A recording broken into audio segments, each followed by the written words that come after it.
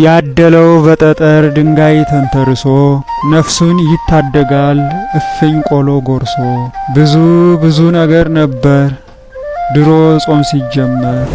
ነሐሴ 1 ቀን ቤተክርስቲያን ሥርዓት ደንግጋ ታላቁን እመቤታችን ጾም ሕዝበ ክርስቲያን ሁሉ እንዲጾመው ታደርጋለች።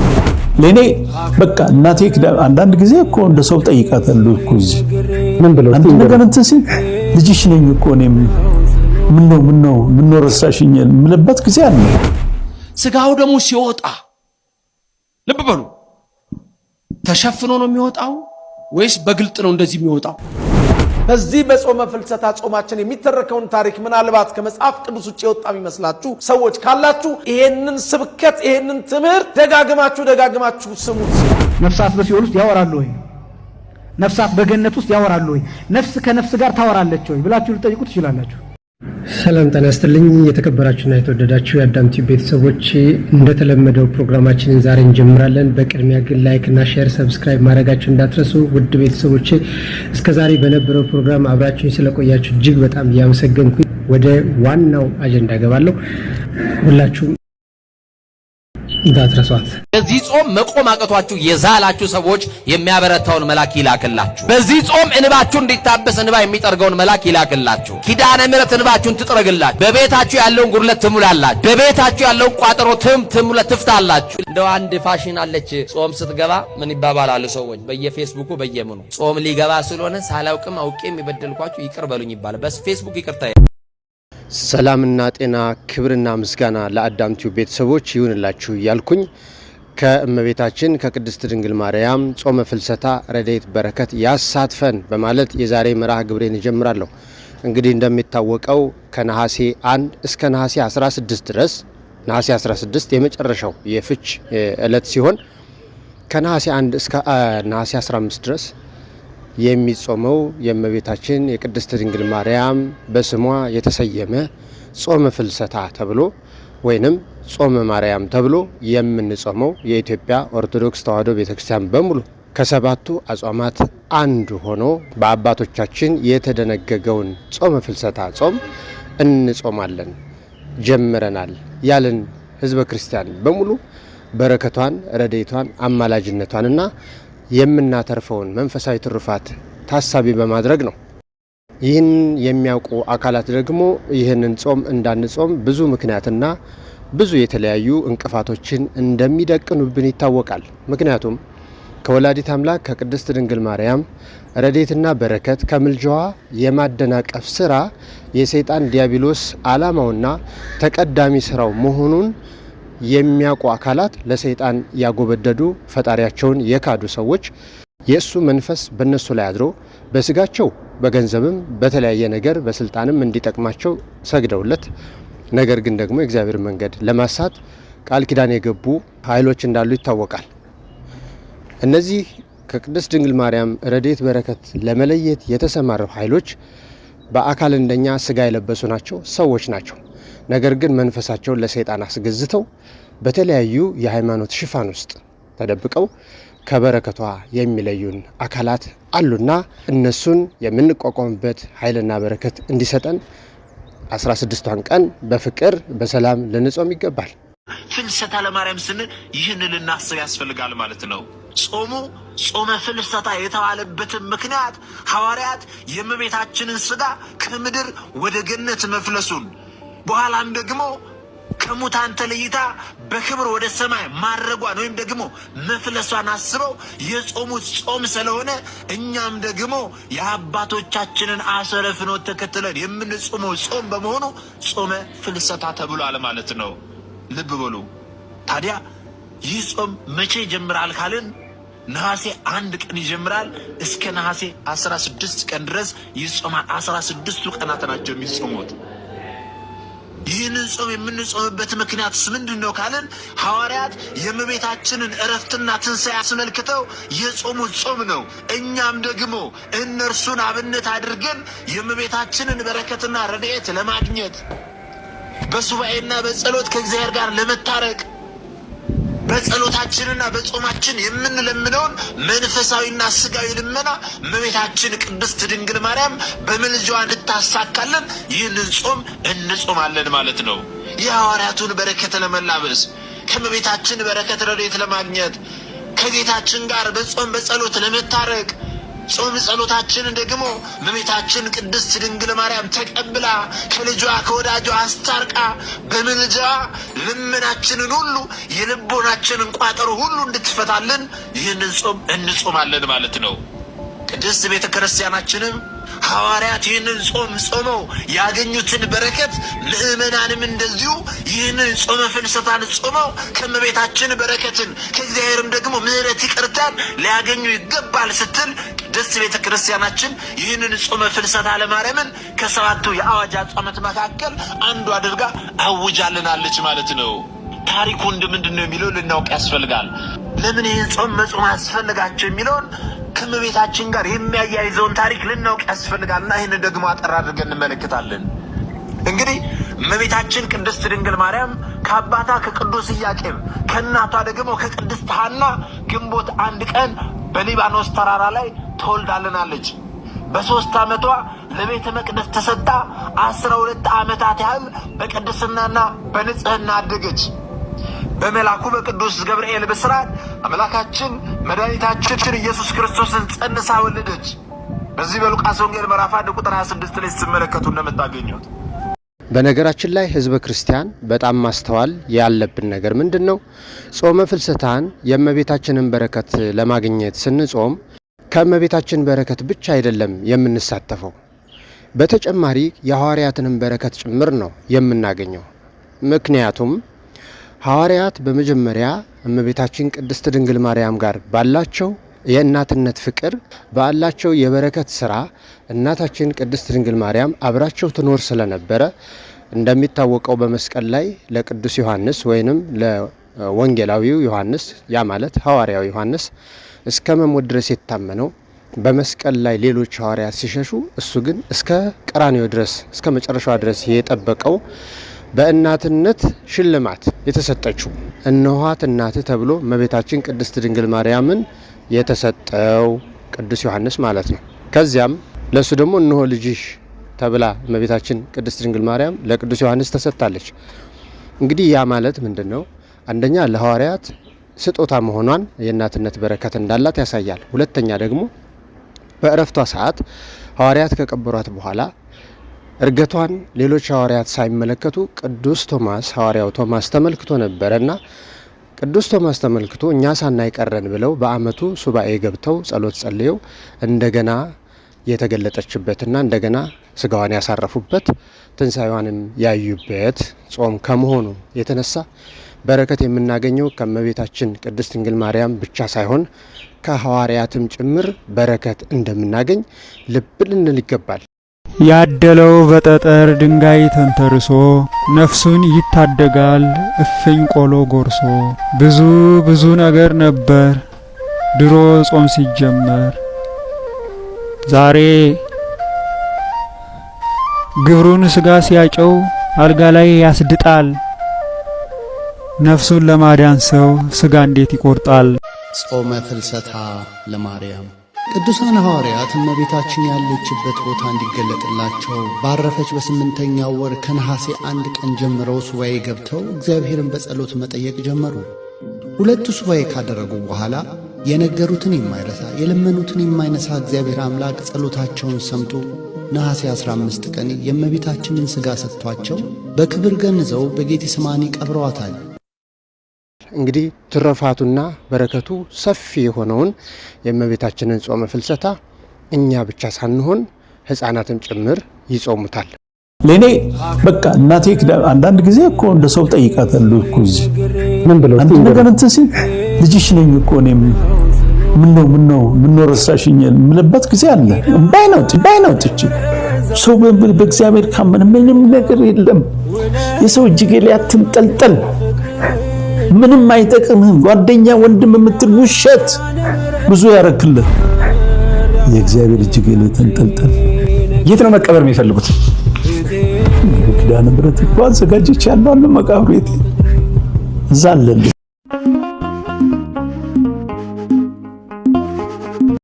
ሌላው ደግሞ የእመቤታችን የቅድስት ድንግል ማርያም የፍልሰታ ጾም ልዩ የሚያደርገው ሕፃናት ልጆች በፍቅር የሚጾሙት በፍቅር ረሃብን ጠማን ሳይሉ ያውም ጊዜው እስኪደርስላቸው የሚቻኮሉባትና ነጠላቸውን ለብሰው ከእናቶቻቸው ከአባቶቻቸው ከወላጆቻቸው ጋር ወደ ቤተ ክርስቲያን እስከሚሄዱ እጅግ በጣም የሚጓጉበትና የሚቸኩሉበት ጾመ ፍልሰታ ነው። በዚህም አንዱ ልዩ የሚያደርገው ያልኩበት ምክንያት ስጋው ደሙ ለመቀበል ለመቁረብ የሚለማመዱበት ነው።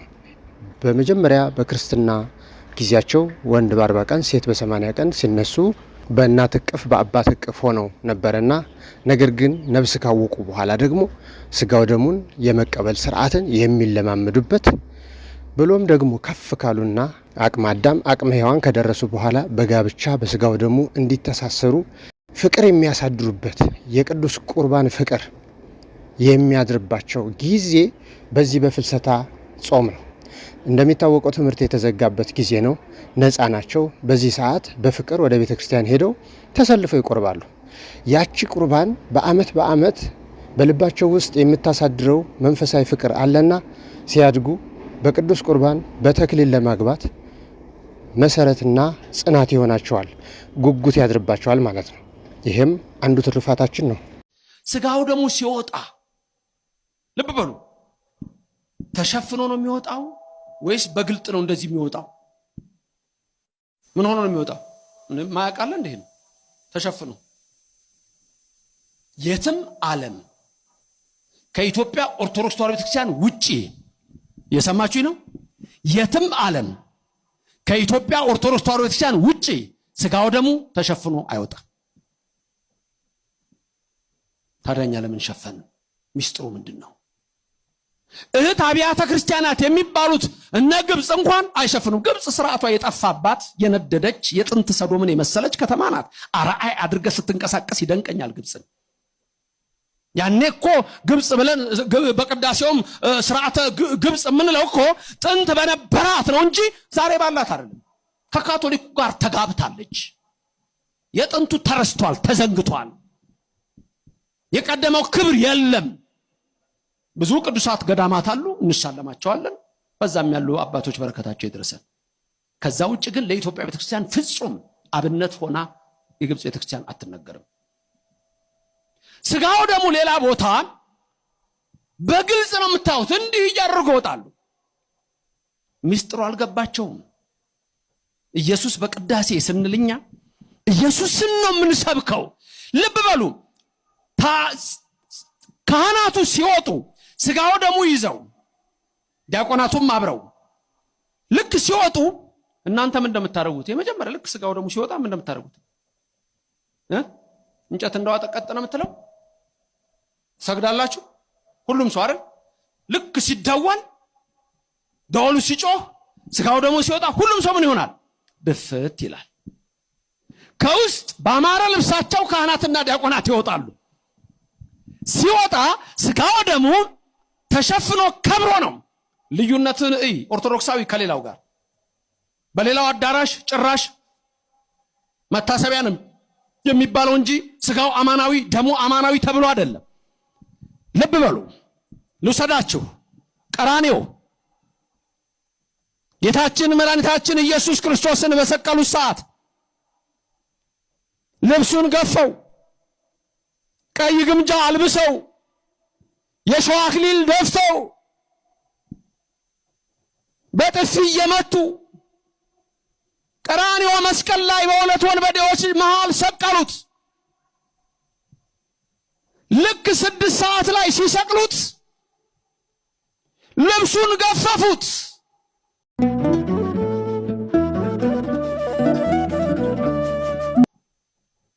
ዮሐንስ አፈወርቅ ኧረ ምን አይነት ትዕግስት ነው የሚለው ይሄንን ነው።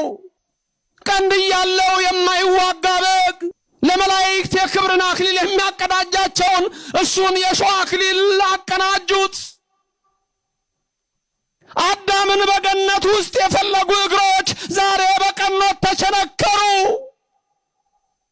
አዳምን የሰሩ እጆች ዛሬ በመስቀል ተቸነከሩ እያለ የሚያደንቀው ይሄንን ነው። 6 ሰዓት ላይ ክፎች አይሁድ ልብሱን ገፈፉት፣ እርቃኑን ሊሰቅሉት። ልክ ልብሱን ሲገፉት ግን የአምላክ እርቃን አልታየም። አንድ ድንቅ ተአምር ተደረገ። ፀሐይ ወዲያው ጨለመች፣ ጨረቃ ደም መሰለች፣ ከዋክብት በጠቅላላ ወደ ምድር ረገፉ ይላል። ይህን ድንቅ ያደረገ የኔና የናንተ አምላክ ክብርና ምስጋና ይግባው። ልብ በሉ እንግዲህ ያቺ ሰዓት ሐሙስ ማታ ምን ነበር ያለው ጌታ? ይሄ ስጋዬ ነው ነገ የሚሰቀለው ለአዲስ ኪዳን ስርየት፣ ይሄ ደሜ ነው ነገ የሚፈሰው ለሐዲስ ኪዳን ስርየት፣ ከዚህ ብሉ ከዚህ ጠጡ አለ። ስለዚህ ያቺ ሰዓት ምንድናት? ከቀኑ 6 ሰዓት ናት። ጌታ ሲሰቀል ልብሱን ሲገፉት ፀሐይ ምን ሆነች? ጨለመች። ጨረቃ ምን ሆነች? ደም መሰለች። ከዋክብት ምን ሆኑ? ረገፉ። ፀሐይ ካህናት ናቸው፣ ቄሶቹ ናቸው። ፀሐይ፣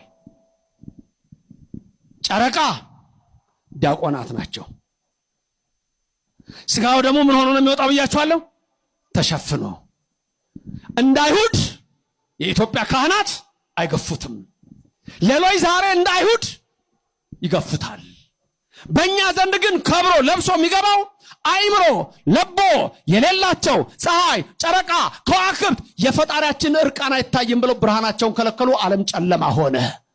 ስለዚህ ያ ለብሶ የሚወጣው የክርስቶስን ስጋና ደም ፀሐይ፣ ጨረቃ፣ ከዋክብት ሰግደው ብርሃናቸውን እነሆ ነፍገው ያ ስቅለት እንደተፈጸመ ዛሬ ስጋው ደሙ ሲወጣ በእኛ ዘንድ ተሸፍኖ ነው የሚወጣው። እንዳይሁድ አንገፍህም ነው የምንለው። የኦርቶዶክስ ምዕመናን ካህናትና ምዕመናን ምን ያህል የታደልን መሆናችንን በዚህ ተመልከቱ። ክብርና ምስጋና ለእግዚአብሔር ይድረሰው። በእውነት እጅግ በሚያስደስትና ልብን በሚያረሰርስ መንገድ አስተምሮናል። ለመምህራችን ለዶክተር መምህር ዘበነ ቃለ ሕይወት ያሰማልን። ቃሉን በትክክል አበጥረው ቅድም ህፃናቶች ሁሉ ለስጋው ደሙ እንደሚበቁ በፍልሰታ እንደሚቆርቡ ሲያገቡም ሁሉ ለቁርባን ጋብቻ ለተክሊል ጋብቻ እንዲበቁ ያጠነክራቸዋል ያልነውን የስጋው ደሙን ጉዳይ አበጥረው አስተምሮናል። ቃለ ሕይወት ያሰማልን። ወደ ቀጣይ ቪዲዮ ነው። ጾመ ፍልሰታ እስከ 9 ሰዓት ይጾማሉ። ጾመ ሐዋርያትም እስከ 9 ሰዓት ይጾማል ማለት ነው።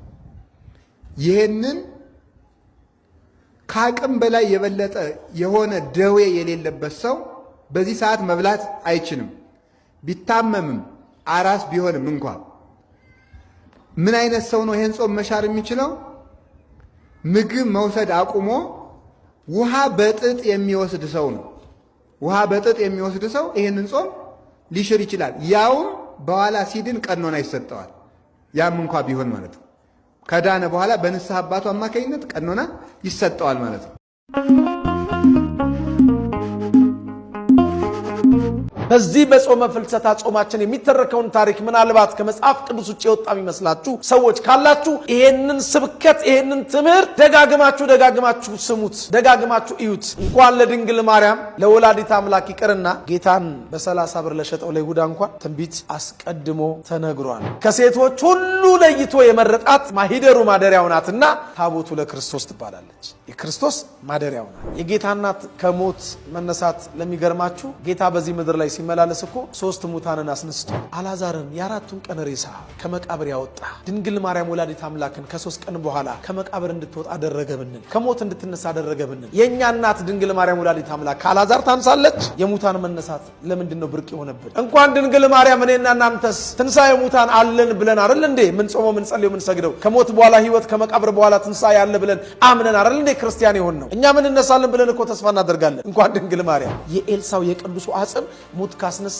የጌታችን የኢየሱስ ክርስቶስ ስልጣን እንዴት እናቱን ከሞት አስነሳ ስንል ጆሮአችንን ያሳክከናል፣ አፋችንን ያዛጋናል። እንዴት አይምሮአችን ይሄን ለመቀበል ይቸገራል? ወገኖች ቤተክርስቲያናችንን እንደ ወፍ ዘራሽ እንደ ውሃ ደራሽ እንደ እንግዳ ደራሽ የሆነ ትምህርት የላት። ሁሉን በውበት በመልክ በምሳሌ የምታከናውን ቤተክርስቲያን ናት። ሌላው ደግሞ ከዚህ ጾም የምናተርፈው ትርፍ ጾሙ እመቤታችንን በተመለከተ በእሷ ምክንያት የምንጾምበት ከመሆኑ የተነሳ የእመቤታችን ቅድስት ድንግል ማርያም ፍቅር በልባችን እንዲሰርጽ የነበረን ፍቅር የጠበቀ እንዲሆን መሰረቱ አለቱ የማይናወጥ እንዲሆን መናፍቃን ስለ እመቤታችን ክፉ ነገር፣ ጥላቻ፣ ስድብ ቢናገሩ እንኳን ከፍቅሯ የተነሳ ራሳችንን ስለ ፍቅሯ መስዋዕትነትን ልንሰጥ ግድ እንዲለን መሰረት የምናጸናበት ጾማችን ነው።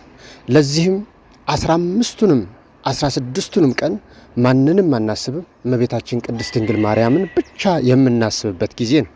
ያ ማለት እመቤታችን ቅድስት ድንግል ማርያምን የምናስብበት ጊዜ ነው ማለት ደግሞ ጌታችን ኢየሱስ ክርስቶስን እንረሳዋለን ማለት አይደለም።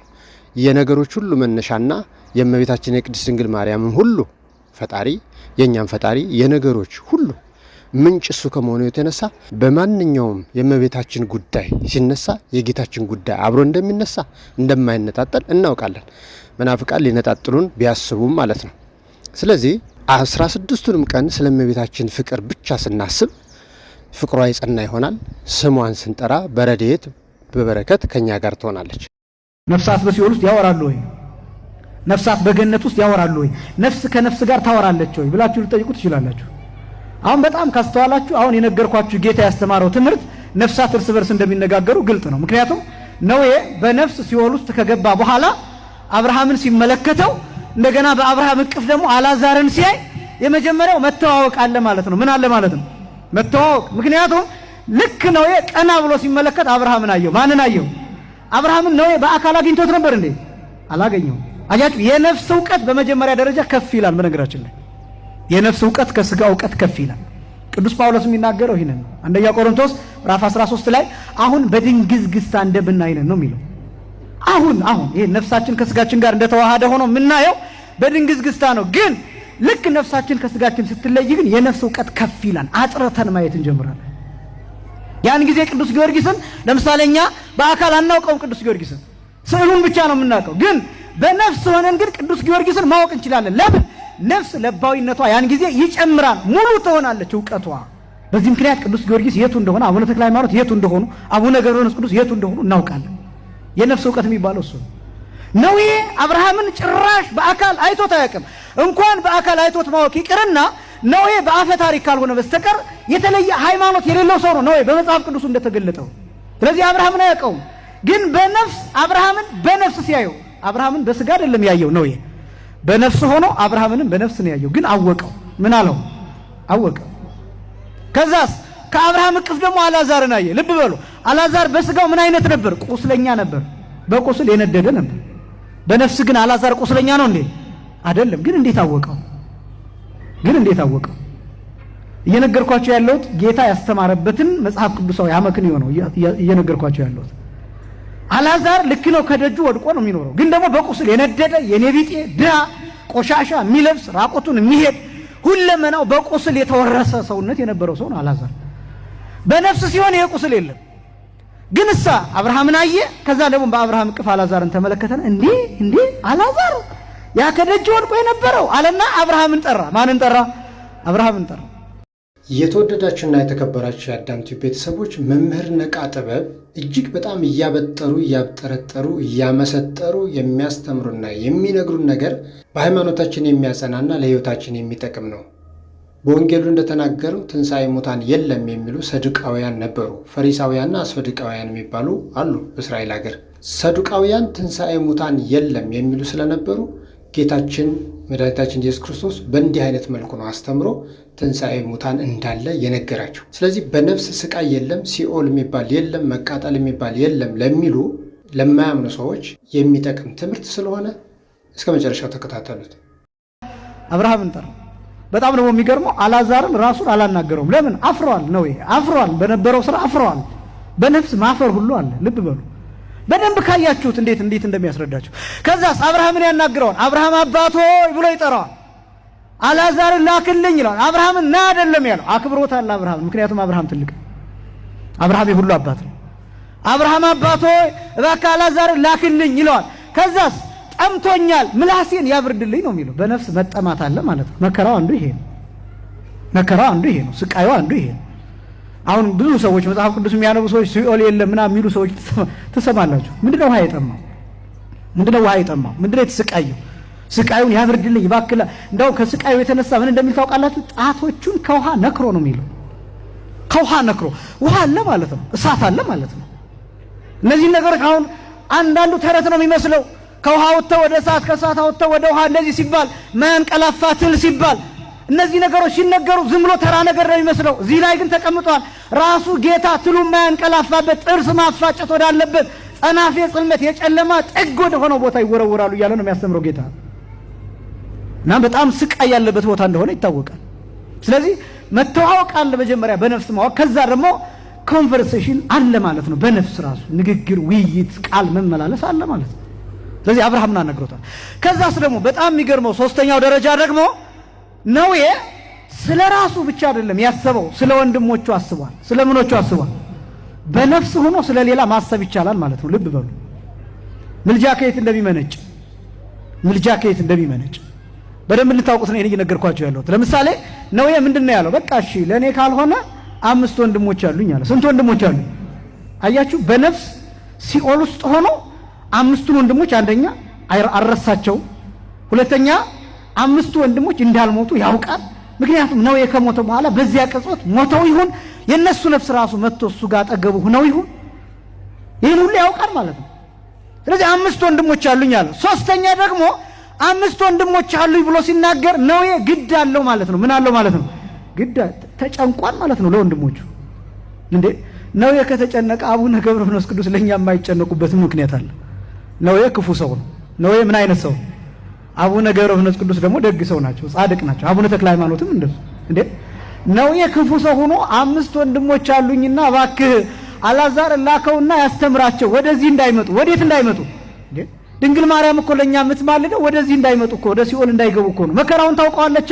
እሷ ሲኦል ገብታ አይደለም የምታውቀው፣ ታውቀዋለች። በማወቅ ታውቀዋለች፣ በመረዳት ታውቀዋለች። ስቃዩንና መከራውን እንኳን እሷ ሌሎቹ ጻድቃን እኛ እንኳን ባነበብ ነው እናውቀዋለን። ስለዚህ እመቤታችን ለምን ነው የምትማልደው? መሐር ወልዴ ወተዘከር ኪዳኔ፣ ልጅ ሆይ ራራ፣ ልጅ ሆይ ዘን፣ ልጅ ሆይ እባክህ ኪዳንህን አስብ፣ የሰጠኝን ኪዳን አስብ የምትለው እመቤታችን እኮ ያን መከራ እንዳናየው ወደዛ መከራ እንዳንሄድ ነው። አባቶቻችን እንዳስተማሩን እና እንደሚያደርጉትም ነኢ ማርያም ነኢ ሲሏት በማህሌት እንደምትመጣው ማለት ነው። በፍልሰታ ጾምም ፍልሰታ ሲገባ ጸሎትን እንደምትቀበል ቃል ኪዳን የገባችበት ለአባቶቻችን ለማህሌታውያን ቃል የገባችበት ነው። ይህም በረከት ልጆቿ እኛ እንዲደርሰን እንጾመዋለን።